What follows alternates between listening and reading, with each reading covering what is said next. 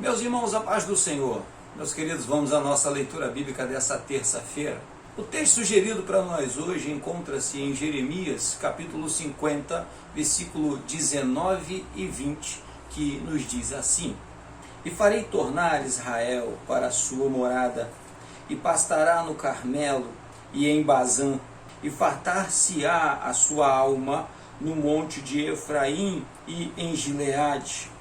Naquele dia e naquele tempo, diz o Senhor, buscar-se-á a maldade de Israel e não será achada, e os pecados de Judá, mas não se acharão, porque perdoarei os que eu deixar de resto.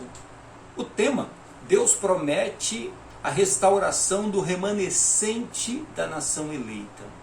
Lembrando sempre que nós estamos estudando a lição de número 10, que traz por título As profecias despertam e trazem esperança.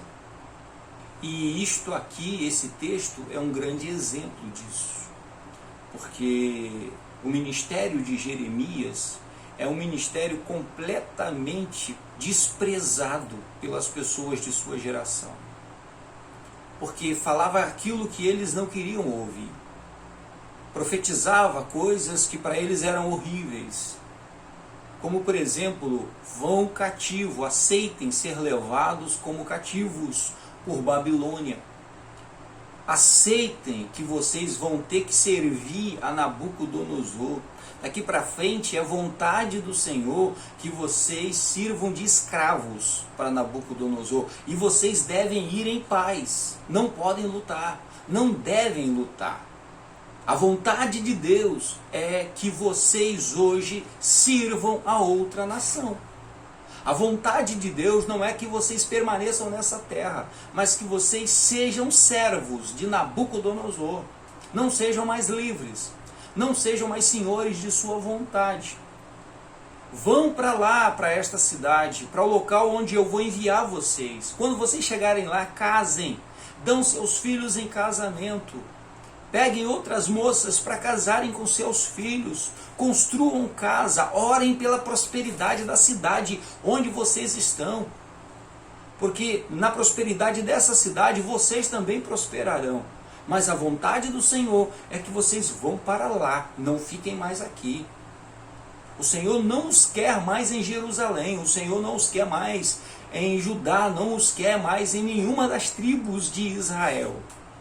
Vocês têm que ir cativos. Vocês têm que ser presos, escravizados por Nabucodonosor, e esta é a vontade de Deus.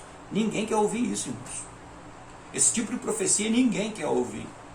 E a promessa que Deus faz para este povo, porque primeiro ele fala da sua vontade. É isso que eu quero e é isso que vai acontecer, e foi o que aconteceu. Querendo eles ou não, aceitando eles ou não, gostando eles ou não, foi o que aconteceu. Porém, o Senhor faz uma promessa. Não é simplesmente punição para destruir a nação. Não é isso. Nunca foi o objetivo de Deus. É corrigir. Nesta época, Deus não tinha compromisso com as pessoas. Deus tinha compromisso com a nação. Nesta época. Hoje é diferente. Naquela época, o Senhor tinha compromisso com a nação de Israel. Não era com os cidadãos da nação. Não era com os moradores da nação. Era com a nação. Então, não importava qual era a pessoa que estaria lá. Se fosse filho de Abraão, era o que importa. Porque o compromisso era com a nação, não com as pessoas. Com Cristo Jesus é diferente. Com Cristo Jesus, e aí está a confusão posta na nossa geração, por exemplo, essa ideia de que o Brasil é do Senhor. O Senhor não tem mais compromisso com nações. Hoje o seu compromisso são com as pessoas. É diferente o negócio. Na verdade, ali no cativeiro babilônico, essa chave virou. Porque foi exatamente isso que Abacuque profetizou. Que o justo pela sua fé viverá. Que o Senhor não iria punir o justo junto com o ímpio.